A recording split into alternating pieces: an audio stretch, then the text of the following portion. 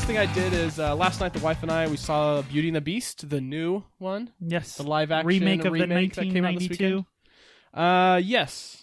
This is okay. So this is in the lineage of Disney remaking their classic. Yeah, with like movies. Cinderella, Jungle Book, and now we got Beauty and the Beast starring Emma Watson as Belle, Luke Evans as Gaston. We got Josh Gad as LeFou. Who plays Beast? And then we got the guy from Legion. I forgot his name.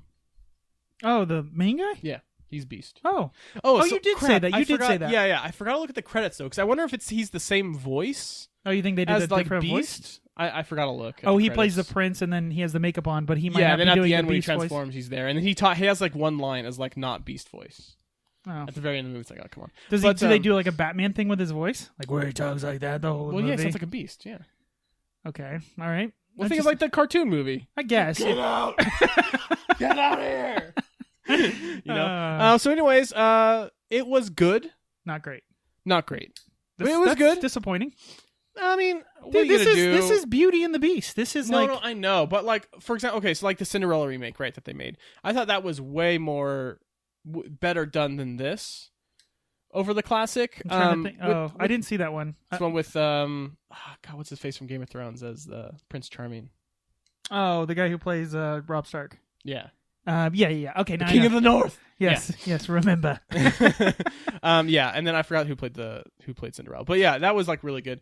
That was really well done. This was like all right. Like the singing was there. They pulled a couple songs from the Broadway show, which were fine. Like I think that the Beast song that he had was from the Broadway show, and they had a couple new songs that were just new for this that were not very good, not nearly as like memorable as like the classics, Be Our Guest, and all that stuff. Well, that's kind of hard to say. They're memorable because they came out in 1992. It's no, the I first know, time but you it's heard not it. as like catchy. I don't and all remember that this new song. Get out of here. I get what you're saying. Yeah, but and other than that, like a couple things. Josh Gad and Luke Evans kill it as Gaston LeFou. Josh Gad obviously has the pipes for this because he did, he's got a background with in Broadway, Book of Mormon. He did the original of that, and then obviously I think Olaf he has a background. Frozen. He has a background in Broadway too. I think musicals, if I'm not Yeah. mistaken, and then got into comedy. And then Luke Evans, he's from like that crappy Dracula movie, Fast and the Furious. And he played that musical Fast and the Furious. Why would go ahead? No, I'm serious. But he sings well. Yeah, I'm saying like he sings surprisingly well. Emma Watson on the other hand, not so much. Like you can definitely hear, like especially the first song. There goes the baker. Dun, dun, dun, Oh, she's walking through town and telling everybody. And everyone's talking crap on her. She like reads the high books. notes, like the high. Yeah, it's stupid. But like the high notes, you're just like, ooh, you can hear the autotune a little bit there. Oh, but I mean, it's not terrible. But I was just listening for it. That's all. Why didn't they just pick somebody who can sing? Well, I mean, all these movies. Do you think Luke Evans can sing? No, they train them to sing in these movies. Think of like Chicago and stuff. These big musicals. They're not people who are known for singing. Zeta-Jones and Renee Zellweger can sing, and so can before that movie though. Yeah, I'm pretty sure. In what? Well, I don't know in what, but I would imagine that they had to. If they can't hit the note, don't you have enough? How many people in Hollywood? I guess technology these days is like, well, let's auto-tune them. It's fine. But like Emma Watson's not like this super. I mean, she's Hermione, right? So it's like Hermione or whatever the hell. Hermione Granger. Leviosa, not Leviosa. But she's not like this gigantic. No, of course not. None of them are. That's the thing. They're trained. And that's my point. Then we'll go find somebody else that looks like Belle. Yeah.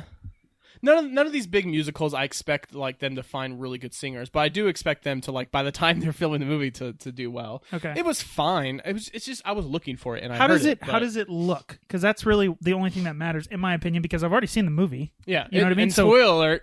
Yeah, he turns back into the human at the end, right? No way. Wouldn't that be awesome if he didn't? Right. He just dies when he just dies like, oh no, he's dead.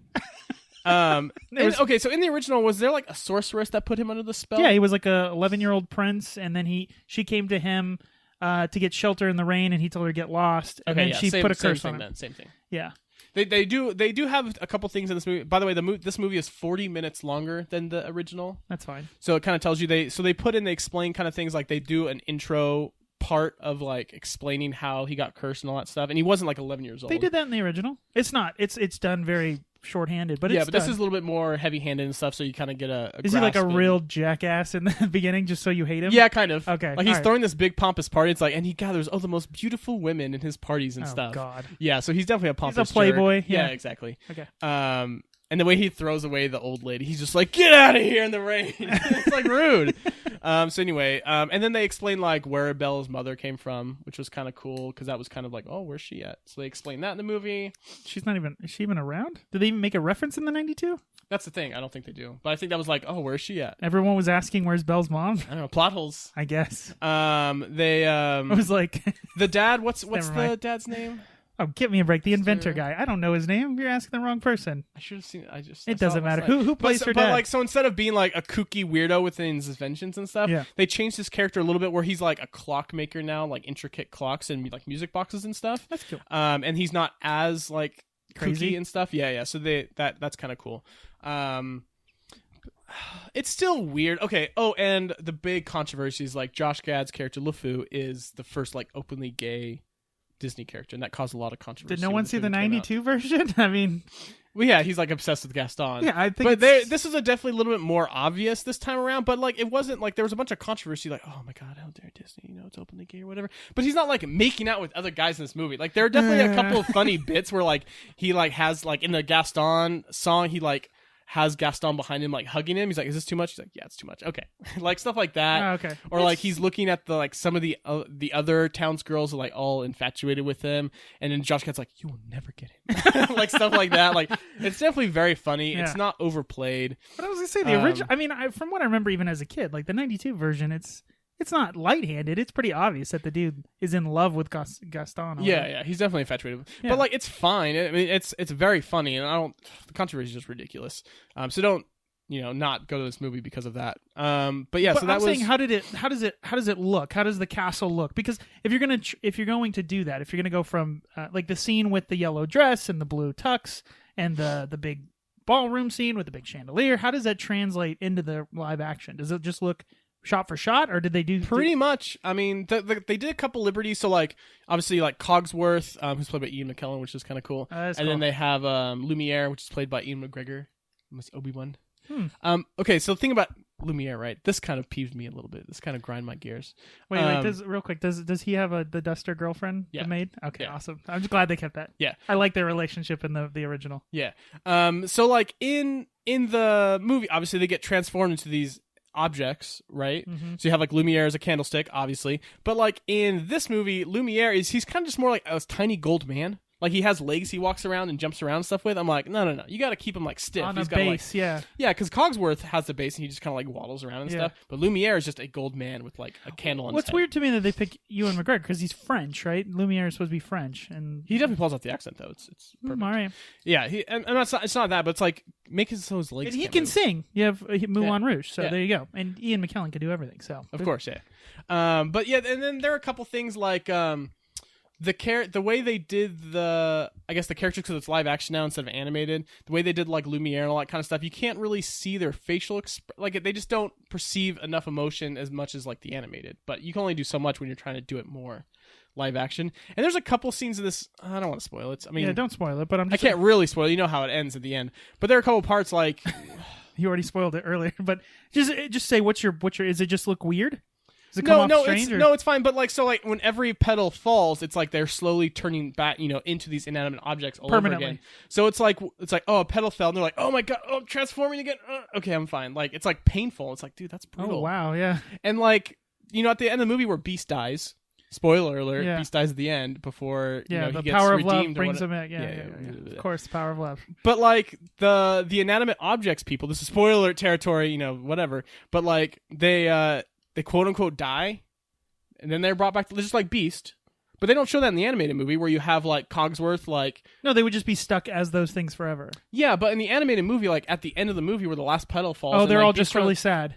Well, no, they're turning into the inanimate right, they're objects. like hugging each other and stuff like that, right? Yeah, but it's brutal. Like, so like, the dog that's like the little pedestal or whatever, like they're all turning into the objects and they're like, goodbye, my love.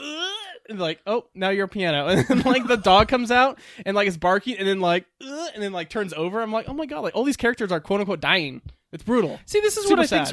Even as a kid, I was like, why are all the servants like? Why did they get cursed? Like what? Because the source was put on everybody. But they didn't. They have no power. It's like their master. Well, she put it on the whole entire like the castle is. Well, what's up with this sorceress? It's like you brought a gun to a knife fight, man. Like. If one guy's a jerk, don't like everyone on this block gets turned into something. Yeah, I don't know. I think it's because they were like they were letting him be that way. So they Oh, needed to learn a lesson nobody. too. Okay, all right. And Mrs. enabling Potts, and it's Mrs. to Potts teach says that enabling. too. It's like, you know, his mother does- died when he was young, and then his father was a jerk, and then like we let him be a jerk as well. So Disney is teaching not to enable brats. Yeah, exactly. Got it. Check. So the message is there. Deep. Oh, and there's another couple part too. Like, and this is kind of, it's more polarizing now in like 2017 than it was when the original came out. But it's like the whole thing, like you were saying, like, oh, she reads books. Look at her, la di da. Yeah. There's a part in the movie where she's teaching another girl how to read, and like Belle invents, quote unquote, invents like a washing machine. Like she puts a barrel with her clothes onto this donkey that's walking around this pool, so it's like rotating. Ah. And the girl's like, oh, what's that? She's like, oh, I'm washing my clothes. Oh, weird. Oh, let me show you. And she starts like teaching her how to read this like kid's book. And then they're like, whoa. You can't teach another girl how to read. Right. One girl in our village is enough. We can't have more girls reading. And then they destroy her washing machine. It's like, whoa. Like Oh, I get it, because she built the washing machine so she'd have more time to read. yeah. Ah. And it's not just that, it's just like being smart, like being a girl and smart. Yeah. We don't need you to be smart. Yeah, exactly. Yeah. Which I guess Pretty back then, and- but now it's like, whoa, like, Yeah. jeez. That's interesting. But I mean, the message is there, right? Yeah. And Belle definitely, I feel like Belle, does she do a good job, Watson? yeah, she does okay. It's fine. Like I said, the singing's all right. I need to see her in some other like acting stuff to see if she's a good actress or not. Do they super lean on, because like, you know, obviously there's a ton of nostalgia here, right? For especially people like us that grew up with like that 92 movie is like, I mean, that's like the movie, right? Do they lean on that? Like, hey, I mean, it's the whole movie is kind of a lean in on that, but I'm just saying, does it feel like the thing that I've always been worried about with all these movies is like they're just remaking it because they know people like those movies and they're going to remake them? Or are they actually taking time and effort to craft these in a new and interesting way? And I like the stuff that they filled in, like the plot holes and stuff. Like I said before, with him like coming where her mother came from. I think it's funny that you consider that a plot hole. It's just funny. Go ahead. Well, it is. Or like there's another No, thing, it's like in the not. original movie, it was like obviously this prince and like this was his kingdom, right? But the village, like, why doesn't the village know who their king was or their prince was? Wouldn't people know? That was kind of a question. The first one, they explained it where the sorceress wiped everyone's memories. So it's like, oh, okay. Oh, that fixes the plot. That's stupid. Hey, it's explained. No, see, that's where I'm. They didn't need. If that's the explanation, don't explain it. Well, it's fine. Okay. But and then, like at the end, they're like, oh yeah, now I remember. It's stupid, but Stupid. it's just one of those things. So I like how they did that. I mean, it's fine. Okay. Like I said, it's not the best they could have done. They could have done better. The Be Our Guest song is like just like CG everything, which is kind of like ugh. Like the Gaston song is like probably the best song in the whole movie. Yeah, because it's all in the town, right? Yeah, and like It's in Josh the- Gad yeah. kills it, and like Yeah. Luke Evans kills it. Luke Evans is so like Gaston's like one of my favorite characters, and I was kind of worried when they cast Luke Evans because I'm like, no, Gaston is like big, burly, like Yeah. muscly guy. Like think of The Rock, you know, kind of like big and burly, like Yeah. full of himself. And they cast Luke Evans, who's like he's just kind of scrawny, whatever, but he kills it in the movie. He's pretty good. There's Okay. a part where he's like looking in the mirror. He's like, yeah, you're gonna fall in love with me, aren't you? And it turns around, it's like him in the mirror, Nice. and like he like pushes the girls get out of the way. Like I'm He trying wants to look talk at the mirror. Yeah. I'll be back for you later. And like, Yeah, so, awesome. like, Very, very cool. You know, stuff like that. So like, it's good. I definitely, obviously, recommend go seeing it. Yeah. It's gonna make $1 billion, of Bajillion, course. gajillion, yeah. Go check it out. Yeah, All right. Anything else? that's it, David. What you doing? Speaking of classic movies about love, I rewatched Terminator from 1984.